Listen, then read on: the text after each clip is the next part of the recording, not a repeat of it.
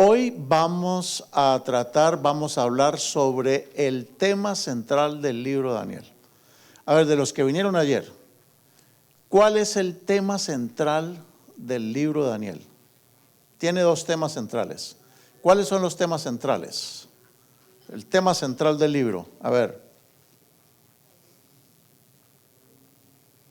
si pudiéramos resumir todo el libro de Daniel en una idea central, ¿cuál es? Sí, pero ¿cuál es el tema central? El tema central. La lucha entre Dios y el enemigo. ¿Y qué más? ¿Cuál es el nombre del personaje central?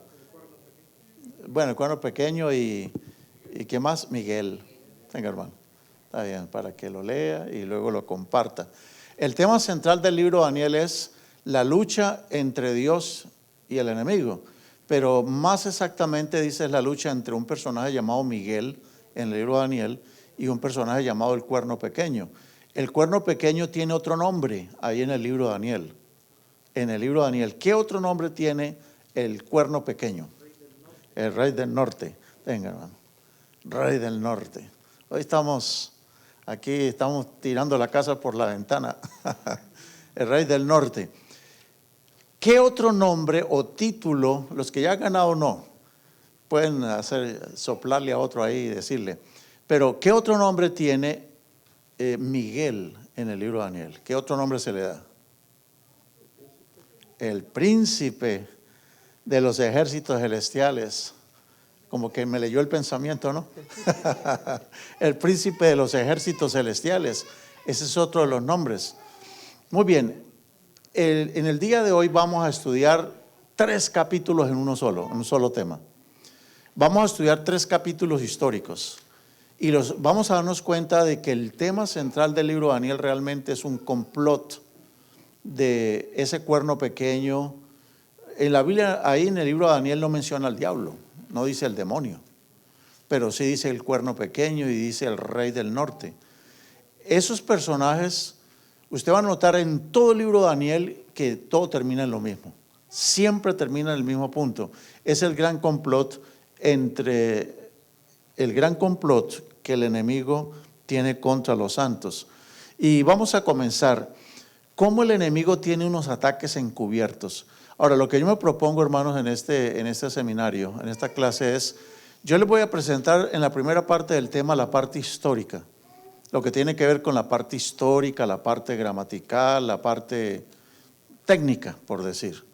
Y en la segunda parte del tema yo voy a poner la parte escatológica. ¿Qué quiere decir la palabra escatológico? Escato quiere decir de los últimos y lógico quiere decir estudio. Entonces, escatológico quiere decir el estudio de los últimos días. ¿Cómo esas profecías o esto que estamos estudiando se aplica a los últimos días? Y hay una tercera parte en la clase que es la aplicación personal. Vamos a ver cómo el libro de Daniel tiene que ver con nosotros como individuos. Y Dios nos da mensajes a cada uno de nosotros. Y partamos de un texto antes de empezar a hablar de los ataques encubiertos de Satanás. Romanos 15:4.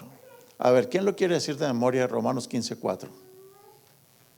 O alguien que le gane a la hermana Magdalena en encontrar en la Biblia Romanos 15:4. ¿Quién le ganó? Porque las cosas que se escribieron antes para nuestra enseñanza se escribieron a fin de que por la paciencia y la perseverancia de las escrituras tengamos esperanza. Estamos notando.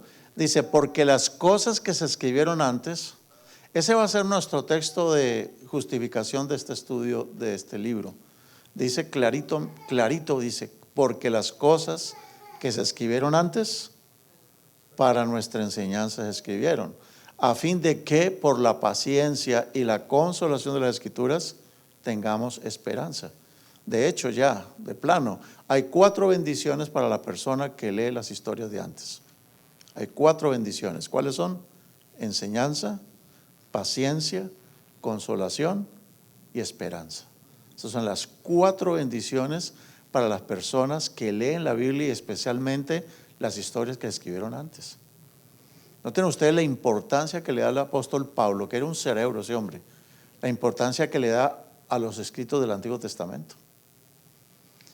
Él dice, hay 4 bendiciones para los que leen las historias de antes. ¿Cuáles son? La primera es enseñanza.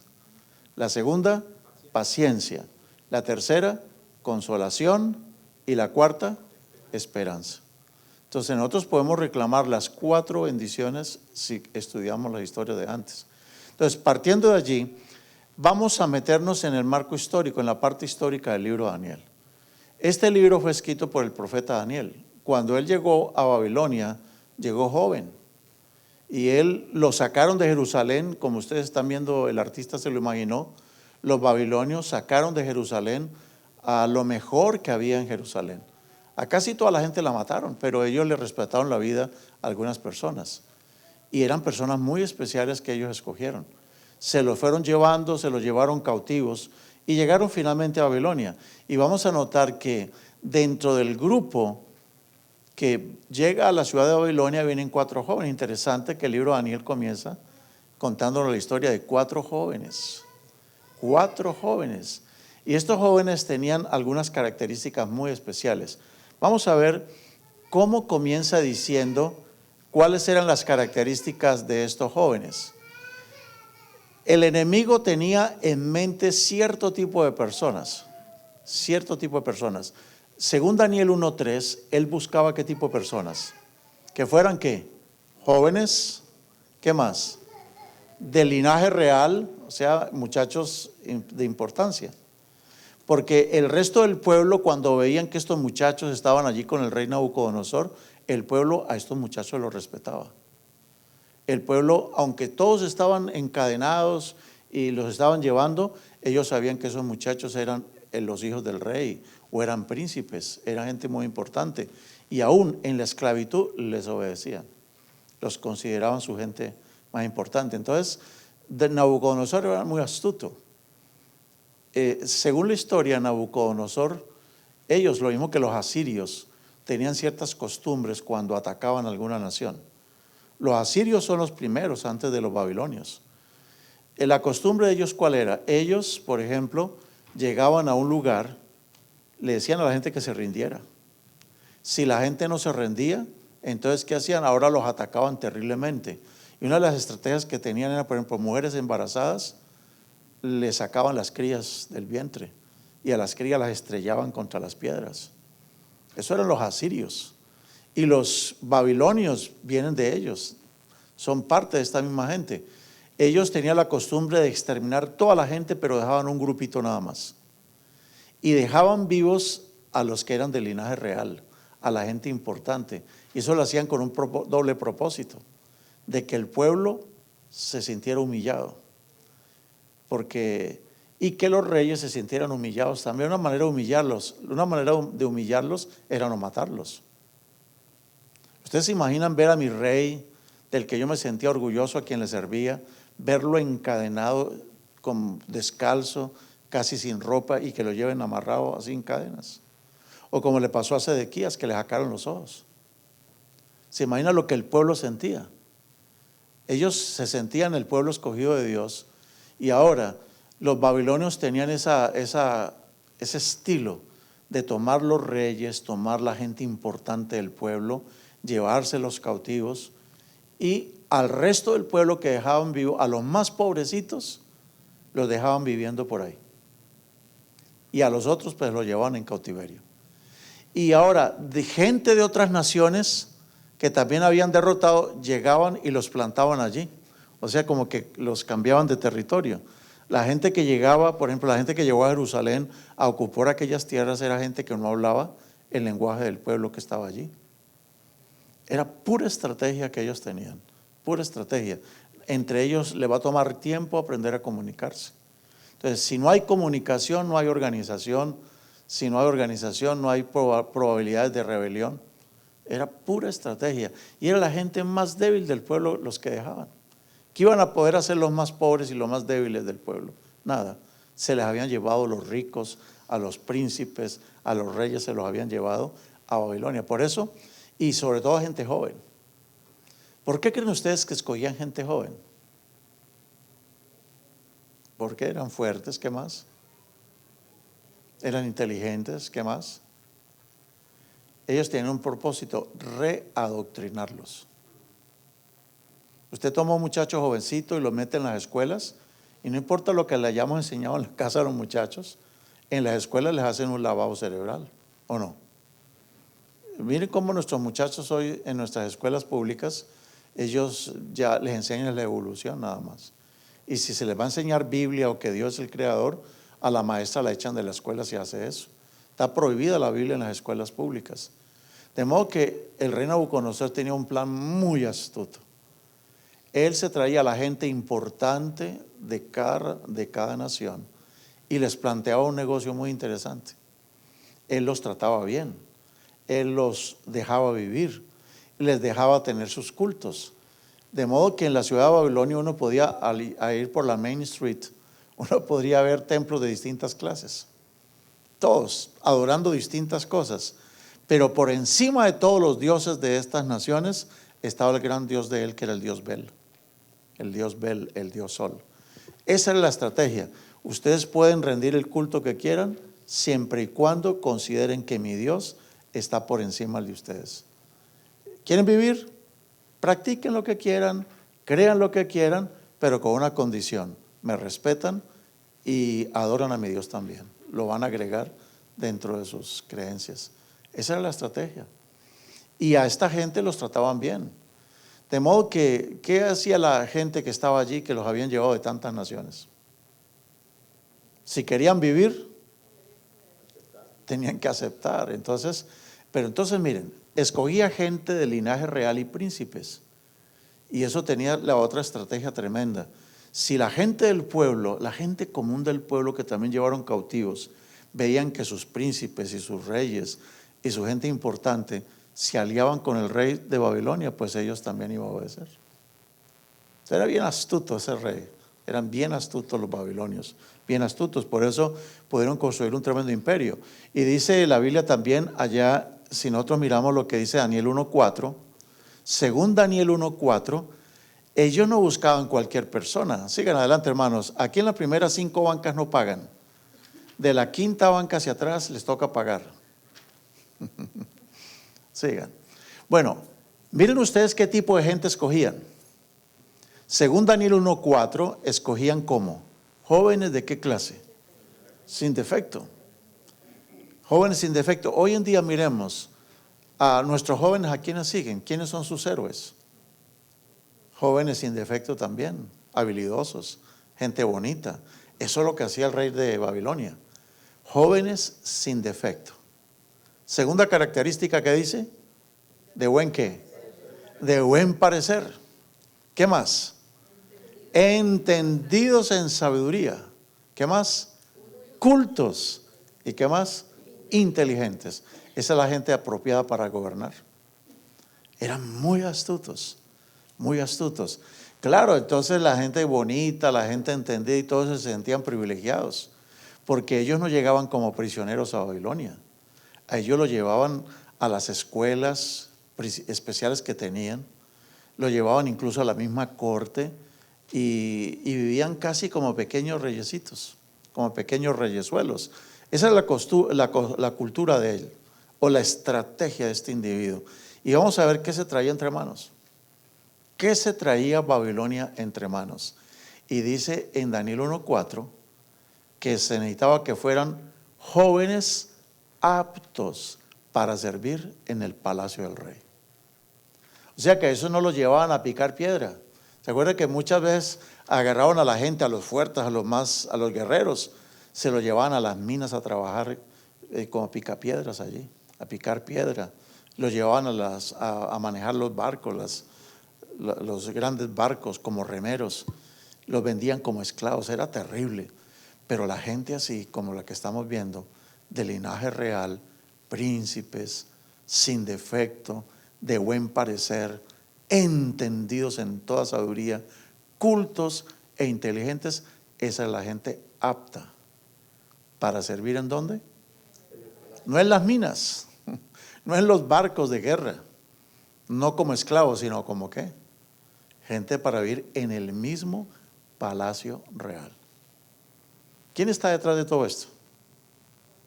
Si le hacemos una aplicación a nuestros días, hagamos una aplicación espiritual para nuestros días. ¿A quién busca el demonio para tratar de dominar el mundo? ¿Busca a nuestros jóvenes o no? Jóvenes que los hemos educado sin defecto, los hemos levantado en las iglesias. Son muchachos sin mañas, sin defectos, sin vicios, muchachos buenos, que han asistido a nuestras escuelas dominicales o escuelas sabáticas, que asisten a nuestras iglesias, y estos muchachos son jóvenes de buen parecer. Hasta bonitos nuestros muchachos son. ¿Sí o no? Se parecen como al papá, ¿no? No, como a la mamá o como a quien, no sé. Pero entendidos. Nuestros muchachos que crecen en nuestras iglesias, ellos adquieren una cultura tan impresionante. Y estudiando la Biblia a través de sus años, a través de los años, se van haciendo muy sabios los muchachos. Pero eso es lo que busca el demonio. Pero entonces ahora miren ustedes, estamos estudiando el tema central del libro de Daniel. Miren ustedes para dónde va el asunto. Ustedes van a notar que una de las estrategias favoritas del diablo, él empieza primero con una parte, con una tentación. Él sabe por dónde agarrar a la gente primero. ¿Qué fue lo que hizo con los 3 muchachos, los 4 príncipes hebreos? ¿Qué hizo? Mire, se lo llevó al palacio. Les señaló el rey ración para cada día. Y ellos no comían de cualquier comida. ¿Ustedes creen que comían de Gloria's Restaurant? ¿Comían de Burger King? ¿Qué les servían? ¿Fast food? No. ¿Qué les servían? ¿De la comida de quién? ¿Cómo comen los reyes? A ver. ¿Qué creen que los reyes comen pupusas? ¿Sí? Serán los hermanos reyes. Los hermanos reyes. Pero los reyes, ¿qué comen los reyes? ¿Cuánto creen ustedes que vale un plato de un rey? Los cocineros son chefs de alta, porque si esa comida que preparaban salía medio malita la comida, ¿qué le podía pasar al cocinero? Si le iba a dar un dolor de estómago al rey, por eso tenían gente en las cortes que ellos se comían al esclavo que tenían en especial, a él le servían primero un poquito. Porque habían tantas intrigas que de pronto querían envenenar al rey. De modo que si se envenenaba al rey, no se envenenaba, porque el que se envenenaba era el mesero. Y a los muchachos, a los coperos, como el caso de Esdras. Esdras fue copero, ¿no? ¿O fue Nehemías? Esdras era copero. Él tenía que primero, ¿qué? Era Nehemías, sí, Nehemías. Él tenía primero que probar la copa. Si le daba dolor de estómago o se moría, el rey se salvaba. Esa gente, para eso los tenían. Bueno, a estos muchachos no les sirvieron cualquier comida. Los mejores nutricionistas y dietistas de Babilonia, la gente que sabía de alimentación en Babilonia, le dijeron a estos muchachos que eran cautivos de naciones paganas o naciones como el pueblo de Dios, les pusieron la comida del rey. Y el vino que el rey tomaba. ¿Qué clase de vino creen que tomaba? ¿Sangría? ¿De esa sangría que hay por allí? ¿O vino de consagrar? ¿Ustedes creen que eso es lo que tomaban? ¿Qué clase de vino tomaban los reyes? Se supone que eran de lo más costoso, ¿no? ¿Cuánto costaría una botellita de las que se tomaban los reyes? Muchísimo dinero. Bueno, ahora, ¿qué hay detrás de todo esto? Si usted sabe que a su muchacho lo agarró la migra y se lo llevó y le están llevando a comer en la casa del gobernador Perry, ¿usted cómo se siente? ¿Se pone preocupado porque su hijo lo tienen comiendo en la mesa del gobernador Perry? No, uno no se preocuparía. Bueno, algo tiene Dios con mi muchacho. El hecho de que Dios lo haya protegido, lo estén tratando como un príncipe, como un rey, es porque Dios tiene un plan con él. ¿Dios tiene un plan con él? Sí. Pero también otro tenía un plan. Miren ustedes qué pasó aquí con estos muchachos. Están viviendo en el mismo palacio del rey. Le pasan el menú de reyes. Van a comer como reyes. No fast food, comida de reyes. Vino de reyes. Pero ¿qué hacen estos muchachos? Si nosotros leemos cuando ellos les sirven todo eso. Estos 4 jóvenes se atrevieron a decir no. Dijeron, a nosotros nos enseñaron fue con pupusas o con tacos, unos chilitos y frijolitos, sírvanos eso. ¿Eso fue lo que pidieron? A lo mejor sí, hermanos, pero dice la escritura en Daniel 1:8 que Daniel se propuso ¿dónde? Es que este es un asunto de corazón. ¿Qué quiere decir la expresión en su corazón? Cuando tú haces algo de corazón, ¿qué quiere decir? ¿Qué es cómo? ¿De cualquier manera? ¿Descuidadamente? Es algo de lo que tú estás convencido. Él se propuso en su corazón no contaminarse. ¿Cómo? ¿Hay comida que contamina? Y más los judíos tenían una dieta muy estricta, ¿no? Y dijeron, nosotros no nos queremos contaminar. No nos queremos contaminar con la porción de la comida del rey, ni con el vino que él bebía. ¿Por qué no quisieron? Pero era la mejor comida. Era la que recomendaban los chefs de aquel entonces. ¿Ustedes creen que ellos, si dijeron no nos vamos a contaminar, lo hacían por dieta, por nutrición o por convicción espiritual? ¿Qué tiene que ver la comida con la espiritualidad? ¿Será que la espiritualidad y la comida están relacionados o no? ¿Qué dicen? ¿Sí o no? Vamos a ver si sí o no. Bueno, mire lo que dijeron estos muchachos. El chef se horrorizó y el que los estaba cuidando se horrorizó cuando dijeron nosotros no vamos a comer de eso. Le dijeron, ¿sabe qué? Hagamos una cosa. Te ruego que hagas la prueba con tu siervo solo por ¿cuántos días? Solo por 10 días.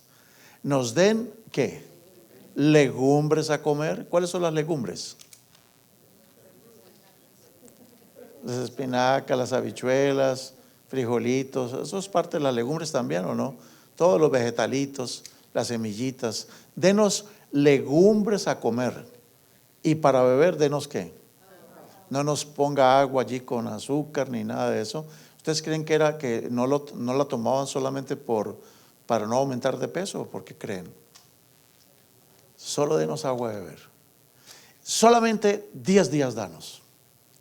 Y después de 10 días dice, compara nuestros rostros con los rostros de los otros muchachos que están aquí en la corte, que comen de la ración de la comida del rey. Y cuando tú nos veas los rostros, si tú nos ves pálidos, demacrados y acabados, haga con nosotros lo que tú quieras. Dígame, ¿quién estaba detrás de todo esto? ¿Saben ustedes cuál fue la primera tentación que hubo en la tierra? ¿Por qué cayó Eva? ¿Por el apetito o no? Es que el diablo sabe que lo ataca primero por el apetito. Él va avanzando. Si él ve que usted pasa la prueba de la comida, entonces va al plan B. El enemigo tiene plan A, plan B, plan C, plan D. Tiene varios planes. Pero la forma más fácil de hacer caer a una persona es primero por el plan A, por el apetito. ¿Cuál fue la primera tentación que Cristo tuvo? ¿También fue con el apetito o no? También fue con el apetito. A Eva la atacó comiendo de ese árbol, que esa fruta era muy nutritiva. Imagínense, ¿creen que era buena esa fruta? Sí. La atacó con la comida, con el apetito. A Jesús lo atacó también con el apetito. Pero Jesús alcanzó la victoria donde Adán y Eva la perdieron. El diablo le dijo a Adán y Eva que si ellos comían de esa fruta, serían como Dios. ¿Y quién no quisiera ser semejante a Dios? ¿El diablo siempre ha querido ser semejante a Dios o no? Si usted lee el libro de Isaías, en Isaías capítulo 14 y en Isaías capítulo 28, una de las pretensiones del diablo es ser semejante a Dios. Y en 2 Tesalonicenses 2 dice que él se sienta en el templo de Dios, haciéndose pasar por Dios. De modo que la gran pretensión del diablo era ser semejante a Dios. Y eso fue lo que le sugirió a Eva. Si quieres ser semejante a Dios, anda, cómete de esta fruta. Y a Jesús le dijo, si tú eres el Hijo de Dios, come de esto. Y ahora a estos 4 muchachos que ya no tenían a sus padres allí, ni a sus pastores, ni a sus dirigentes vigilando o chequeándolos, les pusieron esa comida. ¿Y qué creen que hicieron los muchachos? No, nosotros no queremos comer eso. Entonces, el test del apetito, esa es la primera prueba del diablo, donde puede hacer caer mucha gente. El test del apetito. Por ejemplo, nosotros sabemos que el alcohol no es bueno. Pero ya ve cómo los médicos dicen, si una persona se toma una copita de vino todos los días, eso es muy bueno para el corazón. ¿Sí lo han oído o no lo han oído? Pero ¿qué dice la palabra de Dios en cuanto a los siervos, a los ungidos? No prueben, les dijo a los ungidos, no prueben el vino. No lo lleguen a probar porque no les va a ayudar para discernir entre lo santo y lo profano.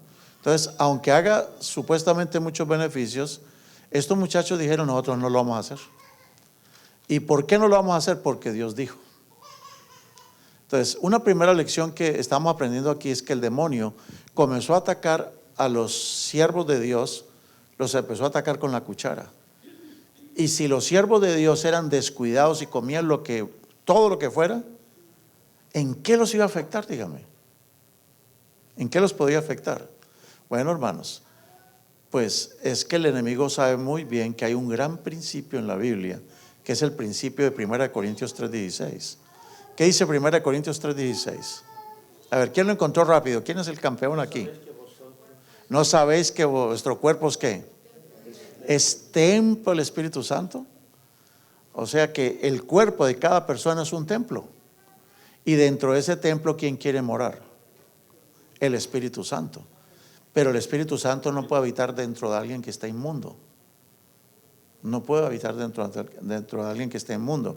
Lean ustedes, a ver, alguien que me encuentre Ezequiel 36, versículos 25 al 27. Ezequiel 36, versículo 25 hasta el 27. ¿Qué dice el versículo 25? Tomemos como base de que el cuerpo es templo ¿de quién? Del Espíritu Santo. Dios quiere que el Espíritu Santo habite en nosotros. Y para que el Espíritu Santo pueda habitar dentro de mí, Dios pone algunas condiciones. Porque Dios no le manda el Espíritu a cualquiera así. Nadie puede bajar el Espíritu. El Espíritu Santo desciende sobre el que Él quiere. Pero Dios pone condiciones para poner el Espíritu Santo dentro de una persona. ¿Cuál es la primera condición según Ezequiel 36, 25? ¿Qué dice ahí? Esparciré sobre vosotros agua limpia y seréis limpiados de todas vuestras inmundicias y de todos vuestros ídolos. Os daré un corazón nuevo y pondré un espíritu nuevo dentro de vosotros. Hasta el 25 nada más. Dice el Señor, esparciré agua limpia sobre vosotros y los limpiaré de todas vuestras inmundicias y de todos vuestros ídolos. El Espíritu Santo no puede habitar en una persona que está sucia por dentro y por fuera. Entonces, primero, antes de ponernos el Espíritu Santo, Dios nos da una lavada por dentro y por fuera. Nosotros lo hemos entendido que es el bautismo. Como cristianos aceptamos que eso es el bautismo. Si alguien quiere recibir el Espíritu Santo, tiene que bautizarse primero. Pero el bautismo es para lavar a la persona de todas las inmundicias que tenga y de todos los ídolos que haya tenido. Y una vez que la persona está bien lavadita, Dios decide hacerle una cirugía, como se la hizo a Adán, que le sacó la costilla. En este caso, a nosotros nos hace una cirugía tremenda. ¿Qué dice el versículo 26? Os daré un corazón nuevo. Os daré un corazón nuevo. Espíritu nuevo dentro de vosotros, y quitaré de vuestra carne el corazón de piedra, y os daré un corazón de carne. ¿Cómo les parece? Si ya me lavó bien, imagínense un cirujano. El cirujano, antes de poder hacer una operación de pecho abierto a una persona, ¿qué le hacen al paciente antes de operarlo? ¿Lo lavan o no? Lo ponen con una dieta líquida por unos cuantos días y lo ponen luego a punta de suero para que no tenga restos de desechos orgánicos dentro del cuerpo. Porque cuando abren el pecho, una simple bacteria que se llega a meter mata a la persona. Yo sé lo que le digo a mi mamá. Ella la operaron del colon. Le hicieron como 3, 4 operaciones y no se murió del colon. Se murió de una bacteria que agarró allá en ese lugar. Triste, hermano, fue triste. Una bacteria, un mal manejo, algún instrumento contaminado, alguien que no se lavó las manos o alguien que no se puso algo para taparse y de pronto tosió. Una triste y miserable bacteria se metió y lucharon con la bacteria y mamá no pudo aguantar ya y murió. Bueno, el Señor quiere hacernos una operación de pecho abierto. Nos quiere sacar el corazón que está esclerótico, o sea, duro. Eso quiere decir duro, de piedra. Para que el corazón se le vuelva uno de piedra, terrible. ¿Cómo puede bombear sangre un corazón así? Un corazón endurecido de piedra. Entonces, Él le saca el corazón de piedra y ahora le pone un corazón de carne. Ahora sí está lista la persona para recibir el Espíritu Santo. Porque ¿qué dice el versículo 27? Pondré mi espíritu dentro de vosotros y haré que andéis en mis mandamientos, que guarden mis normas y las cumplan. Ahí está. Entonces, nadie puede recibir el Espíritu Santo a menos que ocurran esas dos cosas antes. La persona tiene que ser lavada por Dios y el Señor le cambia el corazón y luego sí le pone el Espíritu Santo. Entonces, siguiendo aquí con este principio del templo de Dios, yo quiero mencionarles algo que no lo menciona la Biblia. Recuerden que le he dicho que en este seminario voy presentando la parte histórica, presento la parte escatológica, pero también la parte aplicada. Porque es que la Biblia tiene que ser aplicada o no. Cuando decimos aplicada quiere decir que se aplique a la vida de uno. ¿De qué me sirve un libro que no tiene aplicación personal? Entonces, mire la aplicación tremenda. El enemigo sabe que lo que yo como, ¿en qué se convierte? ¿En qué? Ok, ¿y qué pasa con todas esas sustancias? El organismo está sacando de cada cosa que nos comemos, saca los nutrientes, saca el agua, saca las grasas, saca todos los nutrientes, aminoácidos, saca todo. ¿Y esos aminoácidos a dónde van a parar? A la sangre, ¿o no? Y la sangre lleva todos los nutrientes a todo ¿qué? A todo el cuerpo. ¿Será que también al cerebro? ¿Cuál es el órgano más importante del ser humano? Sin eso nadie podría vivir. ¿Uno puede vivir sin corazón? Sí, le ponen uno artificial. ¿Se puede vivir sin pulmón? Sí. ¿Se puede vivir sin estómago? Algunos se lo mandan hasta reducir, ¿no? Hermano, uno puede vivir sin riñones, sin un riñón. Uno puede vivir sin un brazo, sin una pierna. Puede vivir sin piernas. Pero sin cerebro no sabemos que alguien pueda vivir. Sin cerebro no se puede. Ahora, ¿cómo funciona el cerebro? Si uno puede mirar, el cerebro está lleno de millones y millones de neuronas. Y cada neurona manda descargas eléctricas a todo el cuerpo. Todo, todo. Cuando, por ejemplo, una persona se enamora, ¿qué le ocurre? ¿Cuántos aquí nos hemos enamorado alguna vez? ¿Sí nos hemos enamorado alguna vez? Muy bien. Cuando nosotros nos enamoramos la primera vez, ¿qué creen ustedes que fue el órgano que primero trabajó? Primero es el cerebro. El cerebro vio y oyó y olió también. Sí, porque uno ve, yo me acuerdo cuando mi esposa es la que está atendiendo la puerta. Cuando yo la conocí a ella, hermano, la primera vez que la vi, wow, eso fue una cosa impresionante. De primera que la vi, yo quedé flechado como con 7 flechas de una vez, hermano. Es impresionante. Pero lo primero que funciona son los riñones. Los riñones, cuando algo le gusta a uno, los riñones comienzan a segregar hormonas, ciertas hormonas. Y esas hormonas se encargan de que el corazón se acelere. Por eso hay que cuidar los riñones. Hay que cuidar los riñones y el hígado también. Dicen que el hígado es el que regula el amor. ¿Sabían ustedes eso? No, tenemos unos temas impresionantes cuando hay una clase que vamos a tener en una de las clases futuras que se llama salud integral. Vamos a hablar de todo esto. La relación tan estrecha que existe entre el cerebro y el cuerpo. Y el enemigo sabe eso. El enemigo sabe que si mi alimentación es pobre y deficiente, y si yo le meto a mi cuerpo cualquier cosa, pues mi pobre sangre me va a llevar a mis neuronas en el cerebro, le va a llevar deficiencia, contaminación. Y si mis neuronas se afectan, ¿qué creen que se va a afectar? Todo el cuerpo. Dígame, cuando Dios se comunica con el hombre, ¿por cuál órgano se comunica Dios? ¿Por las rodillas? No.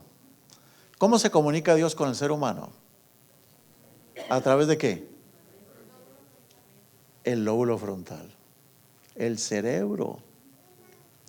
Si el cerebro está mal, si el lóbulo frontal está afectado, ¿ustedes creen que la comunicación con el cielo está buena? Está mala. Y el diablo sabe eso. Dije, si yo logro que se le afecte el cerebro, el lóbulo frontal a esa persona, la comunicación con el cielo, ¿qué?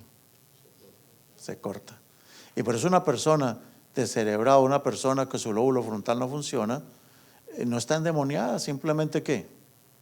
No le está funcionando el centro de comunicación con el cielo. Nosotros tenemos el lóbulo frontal, es como una antena. Esa antena está ¿qué? Tratando de localizar los mensajes del cielo. Dios se comunica con el hombre a través del cerebro. Y yo quiero compartirle lo que dice Romanos 12:1. Así que, hermanos, os ruego por la misericordia de Dios que presentéis vuestros cuerpos, ¿de qué manera? En sacrificio como vivo, santo, agradable a Dios, que es vuestro culto como racional. ¿Qué quiere decir racional? De la razón. ¿Será que hay culto irracional? ¿Qué dicen?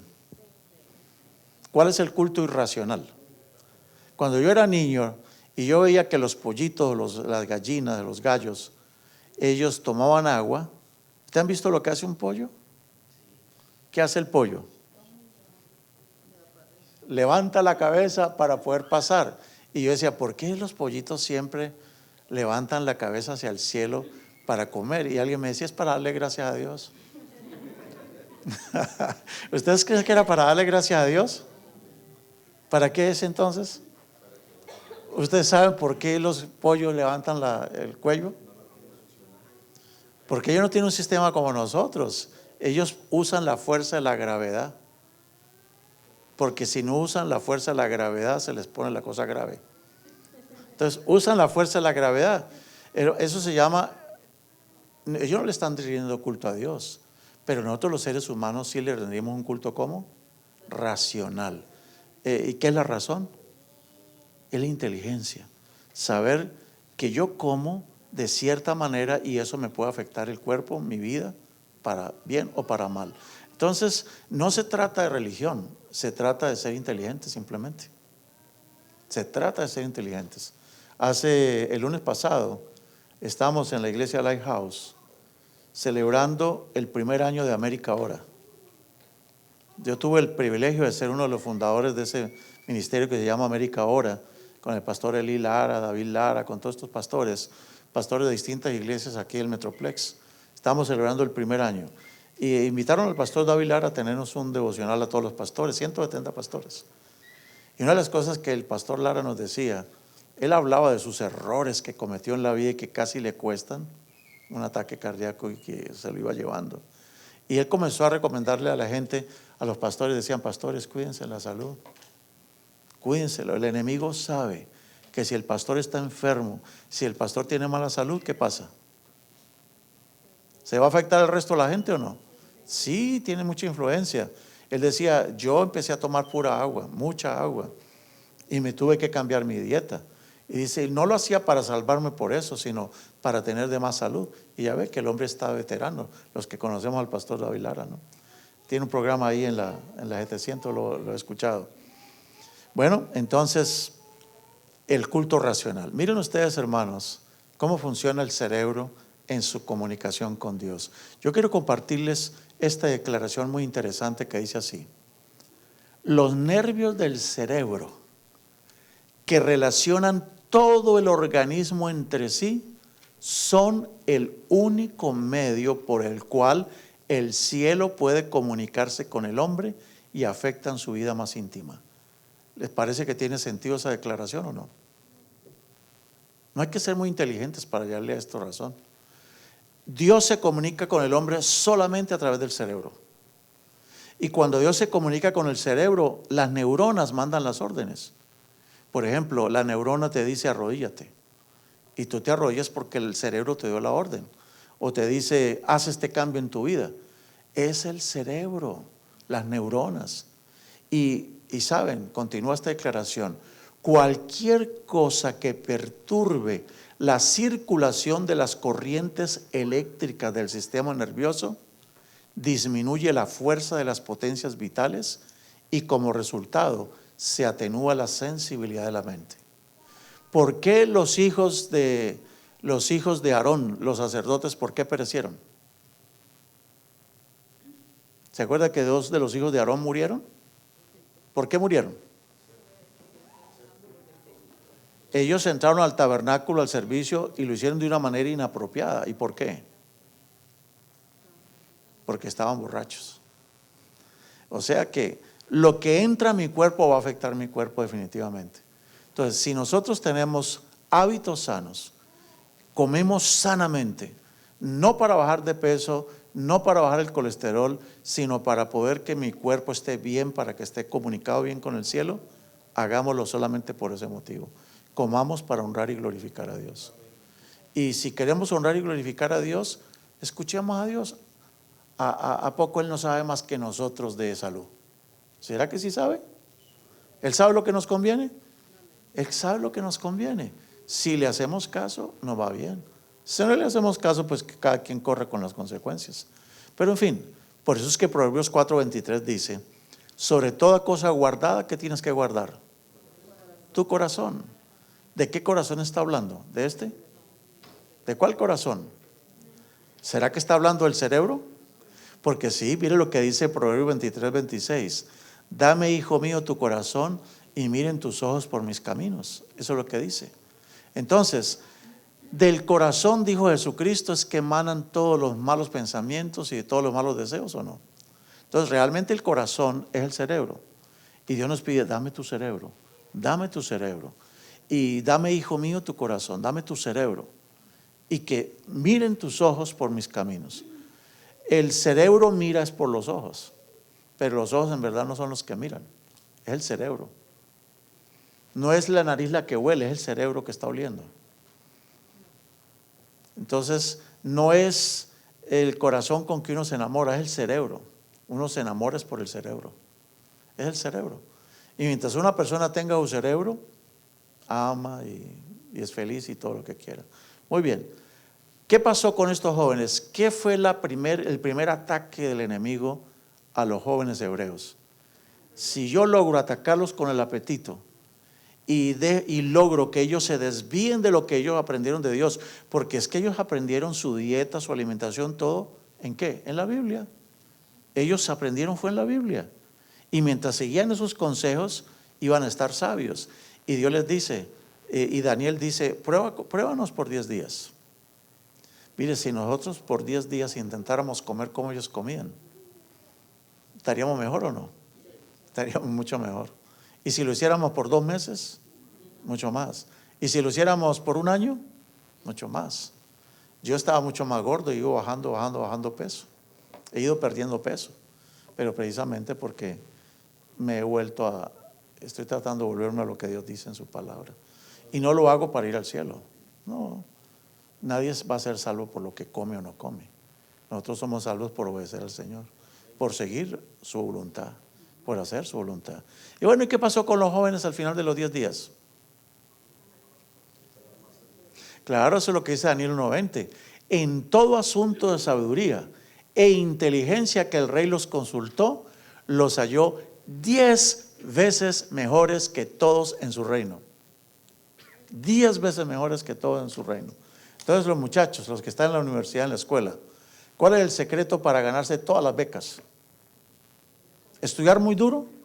Sí, hay que estudiar duro, pero empiecen primero por lo otro. Si se cuidan en la alimentación, su cerebro va a estar más dispuesto, va a captar mejor. ¿Estamos captando? Es que todo está íntimamente relacionado. Está íntimamente relacionado. Muy bien, pero ¿qué pasó? ¿El diablo pudo con estos muchachos? No. Entonces el diablo tiene el plan B. El plan A no le funcionó. Entonces ahora viene el plan B. ¿Cuál fue el plan B? ¿Cuál sería el segundo ataque? Digo, con esto no los pude vencer. Pero algo que tenemos que aprender, las personas que son fieles en cosas tan pequeñas, aunque no digo insignificante, la comida no es insignificante, ¿no? Pero el que es fiel en esas cosas tan pequeñas, ¿será que será fiel en las cosas más pesadas? Claro que sí.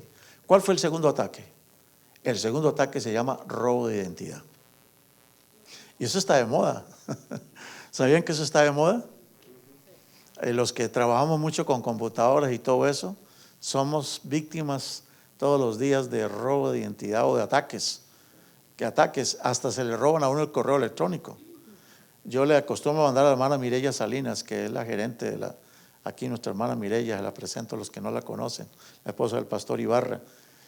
Yo les mando a ellos los temas que damos en la radio en las mañanas y ellos me lo reciben. Pero un día usaron mi correo y ella pues, no es del pastor Quintano, lo abrió y ¡pah! Le arruinó la computadora.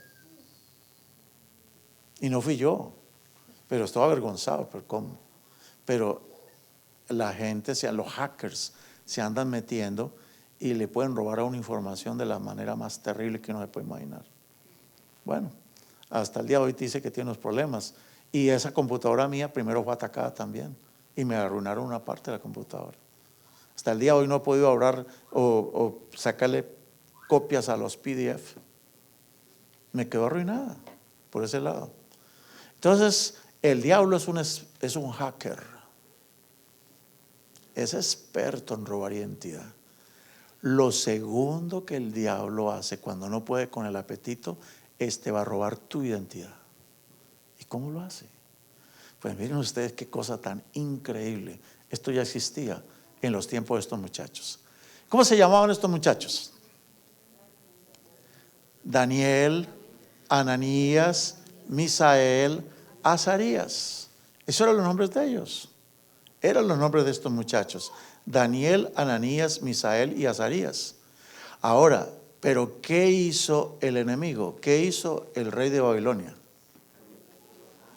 A estos el jefe de los eunucos les puso nombres. A Daniel dijo, no te vas a llamar Daniel, ese nombre es muy anticuado.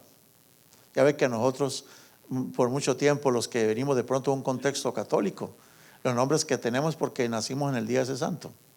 Entonces algunos se llamaron Cirilo, otro se llamó por allá Nepomuceno, hasta Filemón.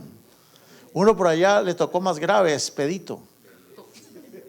Es un santo, San Expedito, pero ese que se llama Expedito yo creo que le puso una demanda. Le puso una demanda a los papás. Sí, búsquelo en internet, es un santo. Bueno, el enemigo dijo, esos nombres que ustedes tienen son anticuados, esos aquí en Babilonia no los podemos ni pronunciar. ¿Sí? Saben que hay unos nombres que uno no puede ni pronunciar. Son nombres terribles que uno no haya cómo pronunciarlos. Los nombres, por ejemplo, de los hindúes, de algunos de Pakistán, algunos árabes. Bueno, los árabes es más fácil porque nuestro idioma está relacionado también con el árabe. Pero hay un nombre terrible. Entonces le dijeron, mira, tú Daniel te vas a llamar Belsasar. Ananías, te vamos a dar otra driver's license. Ya no te llamarás Ananías. Te vamos a poner un nombre más de moda. Te vas a llamar Sadrach. Misael, ese nombre suena feo. Te vas a llamar Mesac. Y Azarías, no, ese nombre está feo. Suena como azarado. Te vas a llamar Abednego. Ese fue el plan B. ¿Sabe qué estaba pretendiendo el diablo? Robarles la identidad. Y eso es lo que el diablo hace con nuestros muchachos también. Nosotros les hemos enseñado por 7, 10 años los principios y ellos entran a la junior high o a la high school, la universidad, y como que les roban la identidad. Y de pronto nosotros como padres quedamos así en shock cuando vemos a nuestros muchachos con costumbres, con conversaciones, con cosas que uno dice, pero por Dios, yo nunca te enseñé eso. ¿Cuándo viste a tu papá, a tu mamá haciendo esas cosas? ¿Qué ha hecho el enemigo? Robo de identidad. Pero no se preocupen, hermanos, sí nos preocupamos, pero no se preocupen por un detalle. La semillita que por 10 años cultivaste, nosotros podemos reclamar las promesas de Dios y decirle al Señor, Señor, yo te ruego que esa semilla que se sembró en mis hijos no se pierda. Instruye al niño en tu camino, tú me dijiste. Y aunque fuere viejo, ¿qué? Entonces muchos regresan a la fe ya cuando están viejos. Claro, regresan con una ala rota, con el pico destruido, quebrado. Regresan con una patita ahí medio chueca, pero regresan. Total, ese no es el cuerpo con el que se van a quedar, porque Dios nos tiene prometidos ¿qué? Un cuerpo glorioso, amén. Qué bueno, hermanos, qué bueno. Miren la Biblia como es de práctica, ¿no? Bueno, miren ustedes, ¿Por qué el diablo dijo, la única manera en que yo puedo destruir a esta gente y no utilizarlos es que les tengo que borrar su identidad? ¿Qué significaba el nombre de Daniel? Dios es mi juez. Todos los nombres en la Biblia que terminan en el significan Dios, Dios, Dios, algo de Dios. Por ejemplo, Misael, Daniel, Joel, Abel, Ezequiel, todos tienen que ver con Dios, con Dios, con Dios. Yo le agradezco, les contaba, no sé si les conté ayer, ¿por qué me llamaron Carlos? No les conté. No, yo le pregunté un día a mi mamá, mami, ¿por qué me llamó Carlos? Dijo, mi hijito, es que cuando yo era una muchacha muy jovencita de 14 años, estaba de moda un muñeco que llamaban Carlitos. Entonces decidí llamarte Carlitos, pero mami, yo de muñeco no tengo nada. Será el muñeco de mi esposa, pero el muñeco no tengo nada. No, mami, que no la regaste, mamá, con ese nombre. Pero le doy gracias a Dios porque me pusieron un segundo nombre. Ese no lo uso para que no se me gaste mucho. Yo me llamo, mi segundo nombre es Ariel. Ariel. ¿Saben qué significa Ariel? Significa león de Dios. Y Ariel era el nombre, primer nombre de Jerusalén. Jerusalén antes se llamaba Ariel. Entonces, ellos ni supieron por qué me pusieron el nombre, pero yo alabo a mi Dios. Ojalá me lo dejara así para la eternidad también. Pero mi mamá decía, no, ese nombre no quiero que lo tengan ni que lo pongan los nietos. Era el nombre de mi papá. Mi papá tristemente se fue de la casa cuando yo tenía 2 años de nacido, se fue, nos abandonó. Pero mi Padre que está en los cielos nunca nos abandonó, menos mal. Amén. Bueno, se llamaba Daniel y le pusieron este nombre, Belsasar. ¿Sabe qué significa Belsasar? Príncipe del dios Bel, príncipe de Marduk. ¿Qué es lo que el diablo estaba haciendo? Ya no queremos que tengas nada que ver con el Dios El. Ese es un nombre de Dios, El. El Elohim, plural. El Shaddai. ¿Han oído? El Shaddai. Ya no queremos que tengas nada que ver con el Dios El. Ahora estás con un Dios mejor, el Dios Bel o el Dios Marduk. ¿Qué es lo que le está haciendo? ¿Robo de identidad o no? Le está borrando sus raíces. Está tratando. Los nombres tienen que ver en la Biblia con el carácter. ¿O no? Cuando la gente le ponía nombres en la Biblia era de acuerdo al carácter o de acuerdo a alguna misión, un plan, una profecía. Por ejemplo, a Jacob, ¿por qué lo llamaron Jacob? Quiere decir suplantador, engañador. Y eso fue el Jacob. Por eso es que después cuando Jacob luchó con el ángel le dijo, ¿cómo te llamas tú? Y él dijo, me llamo tramposo. Es que Jacob no es español. Jacob en español debería ser tramposo. Imagínense, pobre muchachito cuando nació. ¿Qué nombre le vamos a poner al niño? Le vamos a llamarlo Tramposito. Imagínense, Tramposo Quintana. ¿Qué tal? ¡Wow! Terrible. Entonces el ángel le dijo, ¿cómo te llamas? Bueno, pues me llamo Tramposo. Ya no te vas a llamar más Tramposo. Te vas a llamar Israel. ¿Y qué quiere decir Israel? Luchaste contra él, contra Dios y contra los hombres y saliste vencedor. Entonces los nombres tenían que ver con la relación con Dios, con un mensaje profético. Entonces el diablo simplemente en el plan B, cuando no puede con el apetito destruirte, entonces va al plan B, robarte tu identidad. Miren ustedes el otro, ese es el dios Marduk. Era un dios que estaba cabalgando siempre sobre un dragón. Y el dragón, el cuerpo del dragón eran aguas. Entonces el dios Marduk cabalgaba sobre las aguas. En Apocalipsis mencionan esto. Por eso es muy importante esta clase. Porque la próxima clase que tendremos, ¿en qué mes fue? Dijimos. En febrero, enero, fines de enero o febrero. La próxima clase se llama Los códigos del Apocalipsis revelados. Vamos a estudiar muchos códigos. Pero para poder entender esos códigos tenemos que agarrarlos aquí. Aquí ya empezamos a tomar claves. El dios Marduk era el dios de Babilonia que cabalgaba sobre las aguas. Y por eso es que la ramera en Babilonia dice que está sentada sobre muchas aguas. y el dios Marduk cabalgaba sobre un dragón. Y dice que el dragón le da el poder a la ramera. Y ella cabalga sobre el dragón también. Pero eso, ¿de dónde lo tomó? Del libro de Daniel, de la cultura babilónica. Miremos por ejemplo el otro personaje, Ananías. ¿Qué significa el nombre Ananías? Significa a quien Dios le ha dado su gracia. Qué nombre tan bonito, ¿no? A quien Dios le ha dado su gracia. Bueno, ¿y qué nombre le pusieron? Sadrach.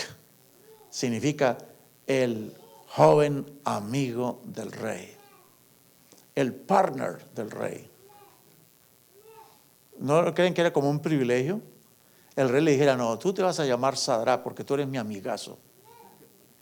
Y cada vez que te pregunten, ¿cómo es tu nombre? Mi nombre es el joven amigo del rey. Wow, ¿tú eres ese? O sea, mire cómo lo está engañando, ¿no? Ya no quiero que seas aquel a quien Dios le ha dado su gracia. Ahora yo quiero que tú vivas de mi gracia, le dice el rey Nabucodonosor. Está robándole la identidad, hermanos. Eso es lo que significa. Tú eres el joven amigo del rey. Nosotros somos no los amigos del rey, sino los hijos del rey. No tenemos otro rey sino el que está en los cielos. Miren ahora el nombre Misael. Misael significa, ¿y quién es tan grandioso como Dios? Eso significa Misael. ¿Quién es tan grandioso como Dios? Y mira el nombre que le pusieron, Mesac, significa pequeña ovejita. ¿Usted no notaron un contraste entre los dos nombres? ¿De qué habla el primer nombre? De grandeza.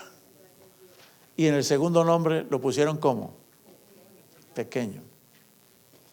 ¿Notan que hay un plan maestro detrás de todo o no? Hay un plan maestro. Le están robando su identidad. Pero alguien dirá, ay, pero qué bonito, un corderito, una ovejita. Pero había un plan terrible, ¿no? Mira el otro nombre, Azarías. Azarías significa a quien Dios ayuda.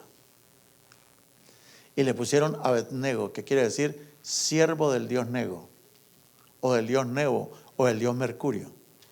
Entonces, de pasar a ser aquel que es ayudado por Dios, ahora se convierte en el siervo de otro dios, el dios Nebo o el dios Mercurio. Así representaban a ese dios en la cultura babilónica. Eso es lo que han encontrado en la arqueología. Ese es el dios Nebo. Bueno, entonces les cambiaron los nombres. Pero cuando ustedes leen, por ejemplo, en Daniel 6, entre ellos se seguían llamando con su nombre. Ellos no renunciaron a su nombre, pero oficialmente lo llamaban de otra manera, pero entre ellos se llamaban con su propio nombre. Ahora, el enemigo no pudo hacer nada. Él quiso robarle su identidad a ellos, pero no pudo robarles la identidad. No importa si nos cambian el nombre no es unas letras por ahí afuera en mi driver's license. El nombre es el carácter que Dios me ha dado. ¿Cuál es el carácter? ¿Cómo me debería llamar yo? ¿Corajudo? ¿Amargado? ¿Cómo es tu nombre? ¿Vengativo? Dios dice que nos va a dar un nombre nuevo, gracias a Dios. Y el nombre que nos va a poner es de acuerdo al carácter que desarrollamos aquí en la tierra. De acuerdo al carácter. Entonces vamos pensando en cuál nombre queremos. ¿Cuál queremos? Tiene que ver con nuestra manera de ser. Con nuestra manera de ser. Bueno, cuando el plan A y B no le funciona al diablo, entonces viene el C, que es el más terrible de todos. ¿Quieren saber cuál es? Mañana. O terminamos ahora con esa parte. 7 minutos más y terminamos esta parte. ¿Está bien? Salimos a las 8:30. Está bien. ¿Cuál es el plan C del diablo? Atacar la fidelidad de la persona. No te agarró por el apetito, no te agarró con robo de identidad, ahora te va a probar con cuán fiel eres a Dios, cuán dispuesto estás a obedecer a tu Dios, cuán dispuesto estás. Y por eso nosotros encontramos que en Daniel capítulo 3, el demonio lanzó un ataque pero furibundo. ¿Qué fue lo que hizo? El rey Nabucodonosor mandó a levantar una estatua, una imagen. Y según la Biblia, Daniel 3:1, esa imagen tenía 30 metros de altura y tenía casi 3 metros de ancha. Y la estatua era toda de oro. y la puso en el campo de Dura, en la provincia de Babilonia. Una tremenda estatua. Yo creo, no sé cuántos conocen la estatua de Morelos que está en Janitzio, por allá en México. No sé si la conocen. En la isla de Janitzio, hay una islita en el centro de un lago y arriba está la estatua de Morelos. Impresionante estatua. Pues bueno, esta estatua era más alta que la que estaba allá. ¿Se imaginan 30 metros de altura? ¿Cuánto tendrá este edificio de alto? ¿Unos qué? Ok, imagínense 30 metros. Sí, 30, una estatua de este tamaño y de 3 metros de ancha, toda en oro macizo. La mandó a levantar el rey de Babilonia. Y ahora yo quiero que tomen la atención, especialmente tomen nota de lo siguiente. Cuando el enemigo quiere aplastar a un hijo de Dios, que no pudo aplastarlo con las otras cosas, entonces él acude a muchos organismos. Cuando el rey Nabucodonosor quiso que todo el mundo lo adorara, su imagen, él se aseguró que quienes estuvieran de acuerdo con él. El rey llamó ¿a quién? A los sátrapas, a los magistrados. Los magistrados tienen que ver ¿con qué? Con la rama ¿qué? Judicial, ¿no?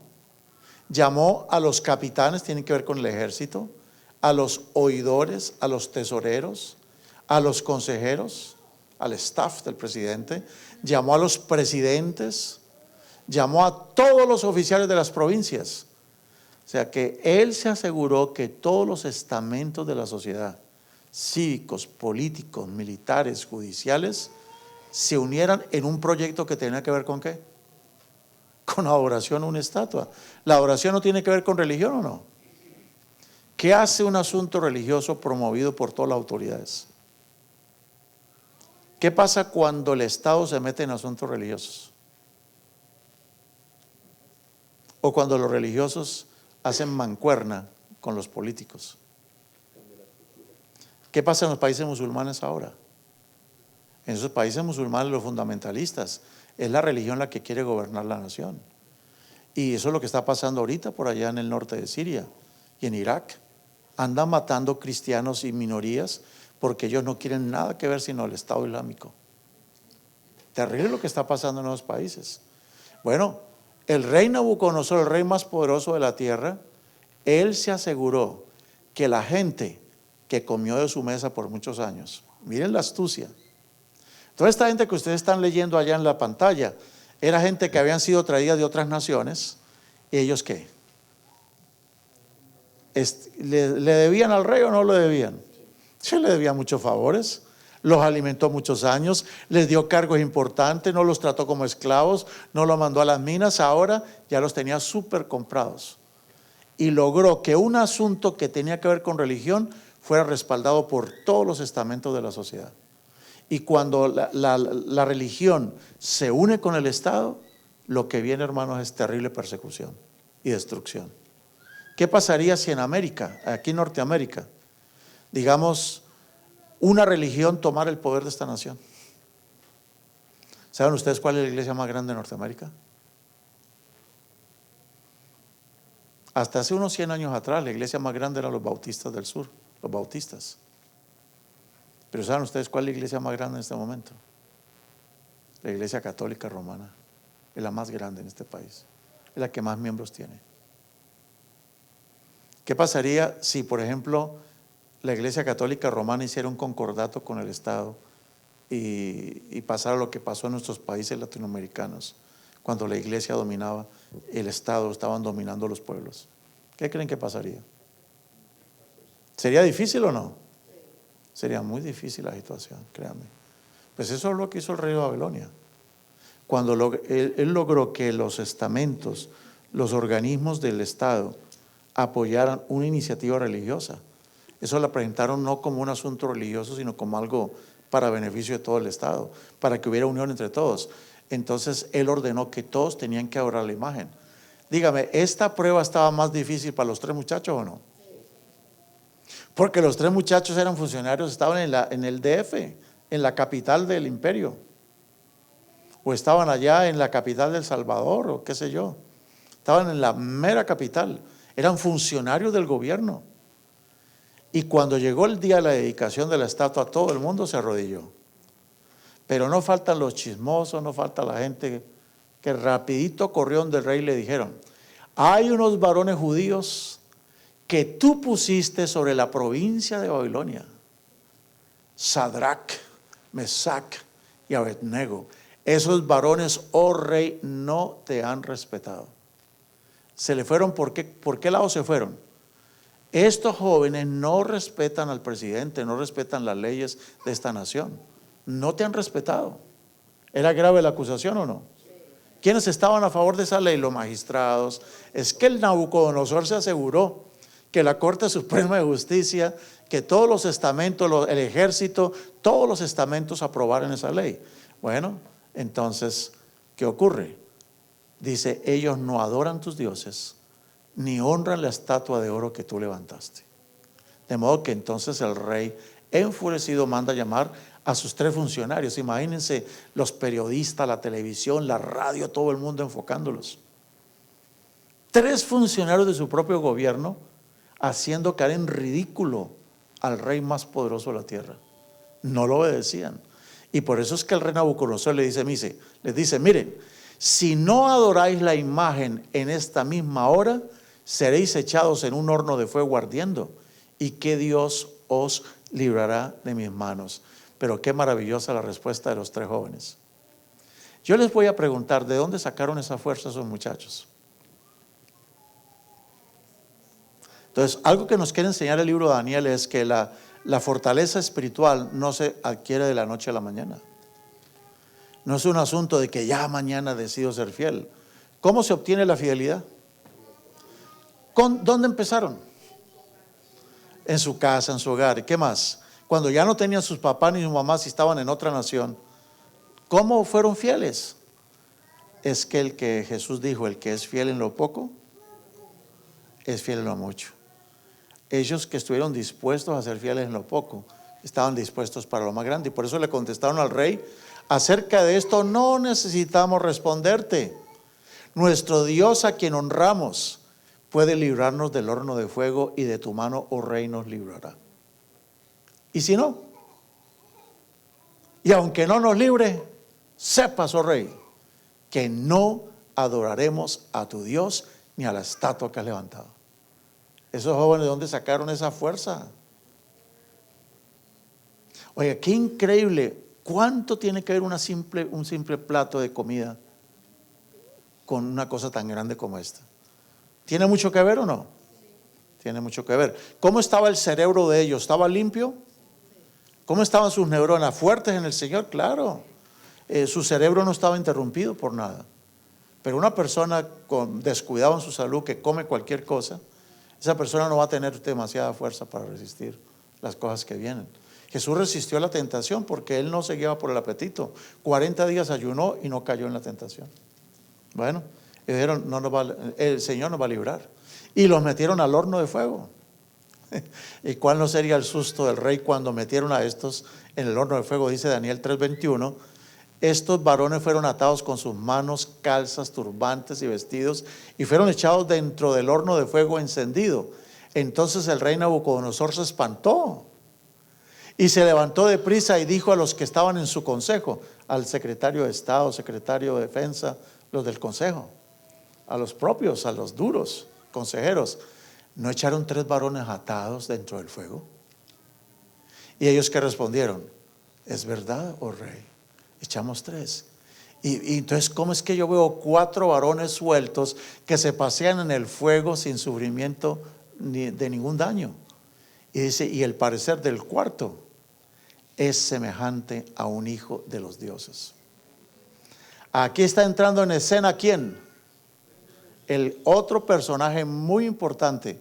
Aquí estamos viendo que alguien sale a defenderlos, y es aquel que va a destruir finalmente al cuerno pequeño. ¿Quién es este personaje? Este es el Miguel. Este es el príncipe de los ejércitos celestiales. Estaba con ellos porque dice que su parecer era como ¿qué? Como hijo de los dioses. Y hermanos, y uno se pregunta: ¿y Daniel dónde estaba ese día? Yo creo que el Daniel andaba en alguna gira por allá, quién sabe en dónde. Y ese día no le tocó la veneración de la imagen. pero la gente le tenía el ojo puesto a Daniel también. ¿Y qué pasó con Daniel? Después de que cayó el imperio babilónico, el enemigo esperaba que cayeran tanto el rey como sus funcionarios. Pero es increíble que Daniel, que era funcionario del gobierno de Babilonia, en el siguiente reino también fue funcionario. Ciro el Grande fue el que tomó Babilonia, el que destruyó Babilonia. Y la Biblia llama a Ciro mi pastor, lo llama mi pastor. Y de paso les digo, la palabra Ciro quiere decir el ungido. Eso quiere decir Ciro. Traducido del persa al español quiere decir el ungido, el Mesías. O sea que este Ciro, el que destruyó Babilonia, es un símbolo de Jesucristo también, que destruye a Babilonia en los últimos días. ¿Estamos viendo? La relación tan impresionante, hermanos. Bueno, este Ciro fue el que ayudó para que los israelitas, el gobierno medo-persa, ayudó para que los israelitas regresaran a Jerusalén. Y Ciro de su propio bolsillo ayudó para la reconstrucción del templo de Jerusalén. Y él dio los decretos. Y los reyes de Medo-Persia reconfirmaron los decretos de Ciro y ellos fueron los que ayudaron. Ahora, cuando se organizan todos ellos, los medo-persas, imagínense que Medo-Persia tenía 120 gobernadores. ¿Cuántos gobernadores tenemos en este país? 50. Medo-Persia tenía 120. ¿Cuántos presidentes tenemos aquí? 1. ¿Cuántos presidentes tenía Medo-Persia? 3 presidentes. 3 presidentes. Y tremendo, dice Daniel 6:2, que Daniel era uno de los 3. Y Daniel estaba por encima de los otros 2 presidentes, y los otros 2 presidentes tenían que darle cuentas a él, y todos los gobernadores le daban cuenta de la seguridad del rey. Daniel era el hombre al cual el rey quería ponerlo de rey, porque él se quería jubilar, irse a una casa de campo, en un resort, y que Daniel siguiera gobernando todo el imperio. ¿Ustedes creen que el enemigo estaba contento? Por eso, el tema central del libro de Daniel es la lucha entre Dios y Satanás, entre Miguel y el cuerno pequeño, entre Dios y el pueblo de los santos, entre Satanás y el pueblo de los santos. Entonces, hermanos, la gente no estaba contenta. ¿Qué dice Daniel 6:4? Ya vamos a ir terminando. Entonces los presidentes, tomen nota de quiénes fueron. Los presidentes y los gobernadores buscaron ocasión contra Daniel en algún asunto del reino. Vamos a ver qué hacemos, a ver en alguna transacción equivocada que hizo por allí, favoreció a alguien, nepotismo, que le buscaron una caída civil, legal. Pero dice la escritura que no pudieron hallar ninguna ocasión o falta. Porque ¿cómo era Daniel? ¿Cuándo comenzó su fidelidad? El que era fiel en las cosas pequeñas iba a serlo en las cosas grandes. Él era fiel y dice que ningún vicio ni falta había en él. Funcionario alto, primer presidente de la nación. Terrible, ¿no? Entonces dijeron aquellos hombres, y aquí viene, este es el plan C. Si él logra hacernos caer por aquí, nos ganó la batalla. Así seamos vegetarianos, así tengamos nombres muy cristianos, pero si fallamos en esto, el demonio ganó la batalla. ¿Qué dijeron estos individuos? No hallamos contra Daniel ocasión alguna si no la procuramos en la ley de ¿quién? Del Dios de él. O sea, ¿qué es lo que vamos a hacer? Vamos a hacer que el Dios de él le quite el apoyo.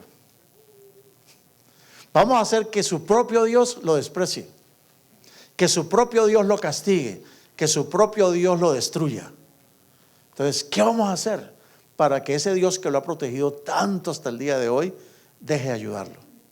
Levantar una ley contra la ley de su Dios. Exactamente. Daniel 6:7 dice, entonces los gobernadores y presidentes se juntaron ante el rey y le dijeron, todos los presidentes del reino. Se parece a la lista de hace ratito, ¿no? Y los magistrados, miren la Corte Suprema de Justicia, y los gobernadores, los grandes, o sea, la gente del billete, Slim y Bill Gates, toda la gente del billete. Los capitanes, el ejército, han acordado que promulgues un edicto real y lo confirmes, mandando que cualquiera que en el espacio de 30 días, 30 días es poco tiempo, ¿no? 30 días, dirija algún pedido a cualquier dios u hombre fuera de ti, oh rey, sea echado en el foso de los leones. Oiga, ¿qué tiene que ver eso con el rey? ¿Qué tiene que ver la religión con el Estado? Pero cuando tú quieras hacer caer un fiel hijo de Dios, métale el Estado al asunto y oblíguelos a que vayan en contra de sus principios. Eso fue lo que hicieron con él. Entonces el gran problema que ocurría, le dijeron: ahora rey, confirma el edicto y fírmalo para que no se pueda cambiar conforme a la ley de Medo y Persia, que es como irrevocable. ¿Están notando? ¿Cómo era la ley de Medo Persia? Irrevocable. Ahora Daniel, que es el primer presidente de la nación, que supone que como presidente tiene que cumplir las leyes también, ahora está en un problema muy serio. ¿Qué hago? Me están pidiendo que por 30 días no le ore a Jehová, que no ore, que no vaya a la casa de oración, que no vaya a la iglesia de la Nueva Esperanza, que no vayan a la iglesia de donde nosotros estamos, que no vayamos por 30 días y que solamente le pidamos al presidente. Aquí dije, pero ¿qué pierde? Son solo 30 días. Mire, tranquilo. Hoy estamos aquí. Estamos a 6 de octubre. El 6 de noviembre, mi hijo, puedes ir a tu iglesia. ¿Qué tanto son 30 días? 30 días no es mucho. Dios comprende. Dios te comprende. Es una situación difícil. ¿Ah? Dios te comprende. Vean, mis hermanos, el asunto es muy delicado. Yo quiero decirle, hermanos, que aquí era un asunto entre las leyes de quién, entre la ley de Dios y la ley de quién, de Medo y Persia. Aquí hay dos leyes enfrentándose, ¿o no? Entonces, hermanos, el asunto es mucho más que asunto de religiones o de sectas. El asunto es, o tú decides si obedeces las leyes de los hombres o obedeces las leyes de tu Dios. Por ejemplo, ¿qué ley de Dios le decía a Daniel que él no podía pedirle a otro que no fuera Dios? ¿Hay alguna ley que prohibía eso? ¿Algún mandamiento? Sí, no tendrás dioses ajenos fuera de mí. Un solo mandamiento, solo ese, cumple los otros. ¿Qué hizo Daniel? ¿Qué creen que hizo Daniel?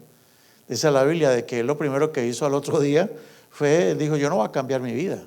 Si ustedes leen el resto de la historia, Daniel 6 dice que Daniel, como acostumbraba, abrió las puertas, se arrodilló a orar en dirección a Jerusalén, como él acostumbraba, como él solía hacerlo. Nadie va a ser fiel a última hora.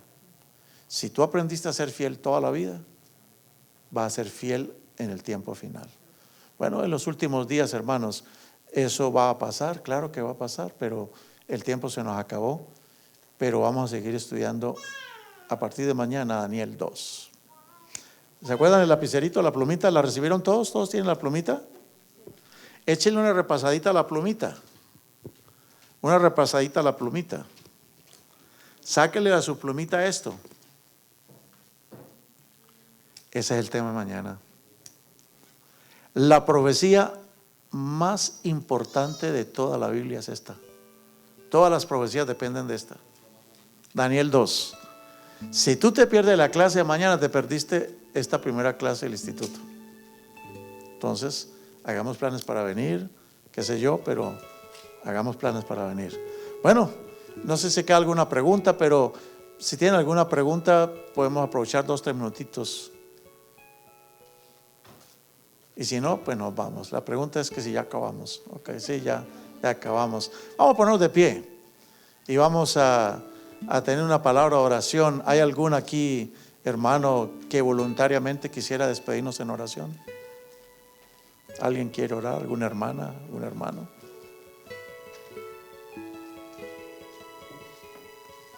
Ok, hermano.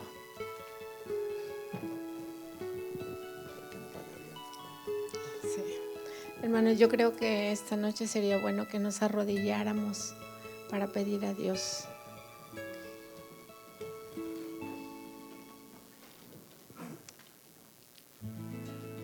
Bondadoso Dios que está en el cielo, en la tierra y en todo lugar. En estos momentos estamos postrados de rodillas en señal de reverencia, porque usted es grande, porque usted es misericordioso, porque Señor usted es bondadoso para con nosotros, no pagándonos como merecemos, sino teniendo misericordia de nosotros. Gracias, Padre, por su siervo. Gracias por estas enseñanzas, porque Señor, aunque las hemos leído, no todo nos queda en nuestra mente y por falta, Señor, de conocimiento podremos perdernos. Ayúdenos, Padre, a comprender, que el Espíritu Santo trabaje en nuestras mentes, en nuestros corazones y podamos ser fieles y que podamos también hacer un cambio en nuestra vida, en nuestra alimentación, en el estudio de su palabra. Le rogamos, Padre, que sea con cada uno de los que estamos en este momento aquí, pero también, Señor, con nuestras familias que en diferentes lugares se encuentran, que su bendición sea con ellos. Le pedimos, Padre, que por favor no nos deje de su mano. En el nombre de nuestro Señor Jesucristo le pedimos y agradecemos. Amén.